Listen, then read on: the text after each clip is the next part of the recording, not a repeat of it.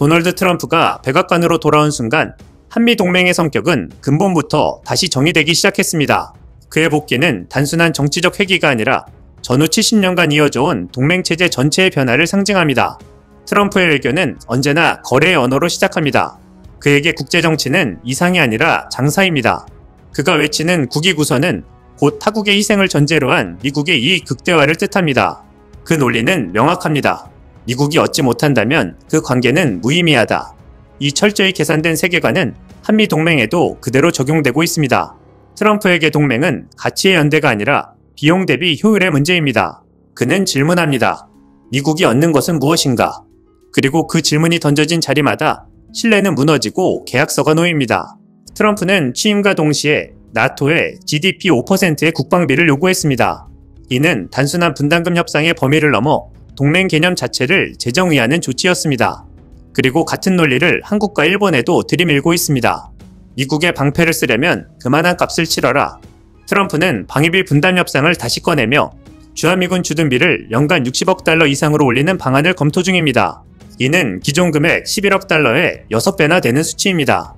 겉으로는 공평한 분담이라 포장되지만 실상은 동맹의 상업화입니다. 트럼프식 외교의 냉정한 결론은 늘 같습니다.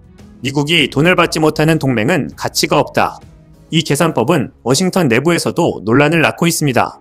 공화당 내 강경파는 공정한 분담이라 옹호하지만 국방 전문가들은 트럼프가 동맹의 안보를 단기 이익으로 거래하고 있다고 비판합니다. 트럼프의 압박은 단순히 돈의 문제가 아닙니다. 그것은 주권의 가격을 매기려는 시도이기도 합니다. 그러나 한국은 이제 그 계산법 자체를 바꾸고 있습니다. 방위비를 올리는 대신 지휘권과 정보권, 기술 협력을 요구하며 비용 협상을 주권 협상으로 전환하고 있습니다.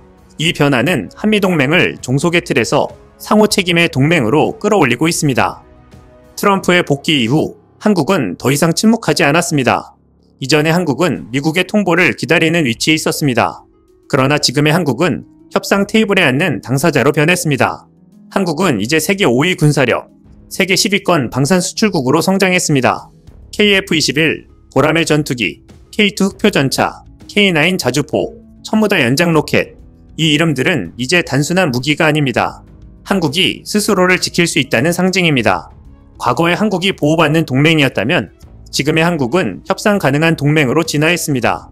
이제 미국의 계산서 위에서 한국은 단순한 지출 항목이 아니라 협상 변수입니다. 트럼프는 주한미군의 성격을 바꾸려 합니다. 그에게 주한미군은 북한 억제 수단이 아니라 중국을 견제하기 위한 전진기지입니다. 펜타곤 내부 문서에 따르면 트럼프 행정부는 병력을 일부 감축하되 F-35A, MQ-9 리퍼 드론, PAC-3 요격체계 등 첨단 전력 중심으로 재편하는 방안을 추진 중입니다. 전략적 유연성이라는 명분 아래 주한미군은 언제든 대만 해협이나 남중국해로 이동 가능한 모바일 자산으로 설계되고 있습니다. 그러나 한국은 이 흐름에 냉정하게 선을 긋고 있습니다.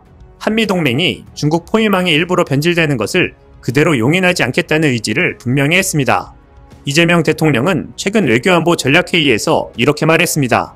우리는 미국의 패권 경쟁을 위해 세계 경찰이 될 이유가 없습니다. 한국은 싸워서 이기는 나라가 아니라 싸울 필요가 없는 나라로 만드는 것이 더 나은 평화입니다. 이 말은 단순한 외교 수사가 아닙니다. 주권의 선언이며 종속의 시대가 끝났다는 선언문입니다. 대만 해협에서 무력 충돌이 발생할 경우 미국은 한미연합작전 체계를 근거로 한국의 개입을 요구할 가능성이 높습니다. 하지만 한국은 더 이상 둘 중 하나를 강요받는 위치에 있지 않습니다. 트럼프의 연로와 반기의 함정 속에서 한국은 세 번째 길, 자주적 동맹을 선택했습니다. 한국은 이제 동맹의 구조 속에서 자신만의 균형점을 찾고 있습니다. 미국과는 공조하되 의존하지 않고 중국과는 경쟁하되 충돌하지 않는다는 것입니다. 이미 한국은 독자적인 정찰위성 요격체계를 구축 중이며 국산 미사일 방어체계 LSAM, 장거리 요격체계, 국방 AI 체계를 통해 한국형 억제력을 현실로 만들고 있습니다. 이 모든 것은 미국이 떠나도 한국은 버틸 수 있다는 명확한 메시지를 던집니다. 최근 미 국방부 인도태평양 차관보로 내정된 존 노 후보자는 이렇게 말했습니다. 주한미군은 한국의 안보뿐 아니라 미국의 인도태평양 전략을 위한 자산이다. 이 발언은 의미심장합니다. 한반도 방어가 아니라 미국의 글로벌 이익을 위한 존재라는 뜻이기 때문입니다.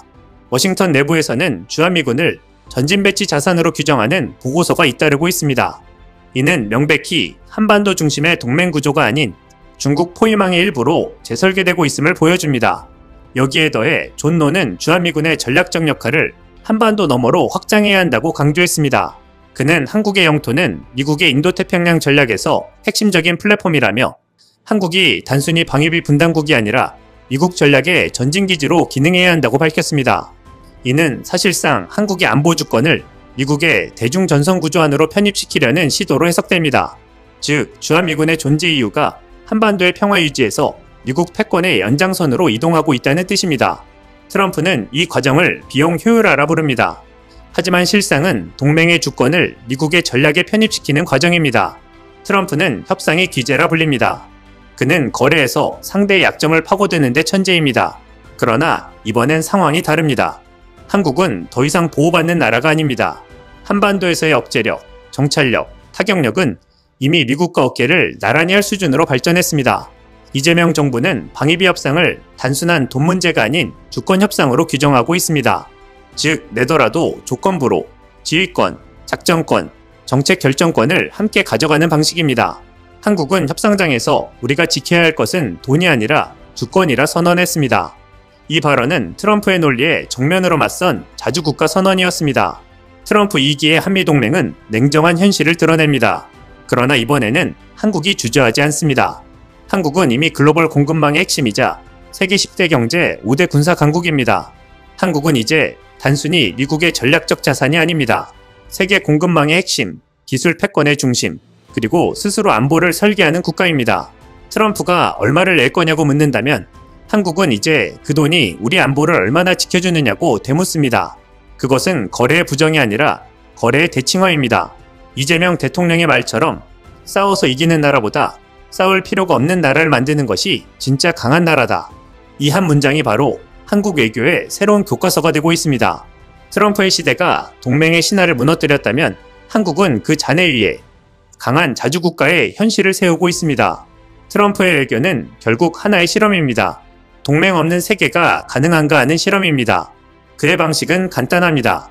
모든 관계를 0과 1의 거래로 바꾸는 것. 하지만 한국은 이 실험에 종속 변수가 되지 않았습니다. 오히려 새로운 모델을 만들어가고 있습니다. 한국은 세계 10대 경제 강국으로서 미국의 단순한 수혜국이 아니라 공급망 동반자입니다. 이 관계는 보호와 피보호가 아니라 이익의 교차점으로 전환되고 있습니다. 트럼프의 압박은 여전히 거칠고 거래는 냉정합니다. 그러나 한국은 두려워하지 않습니다.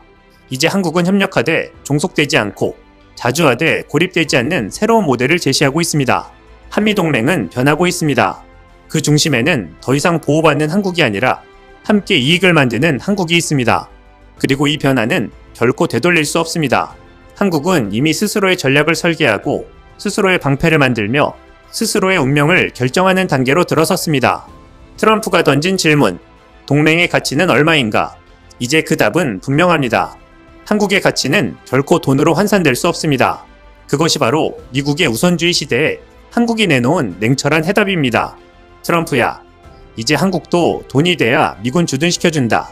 10배 더 내라. 이상 시온TV였습니다.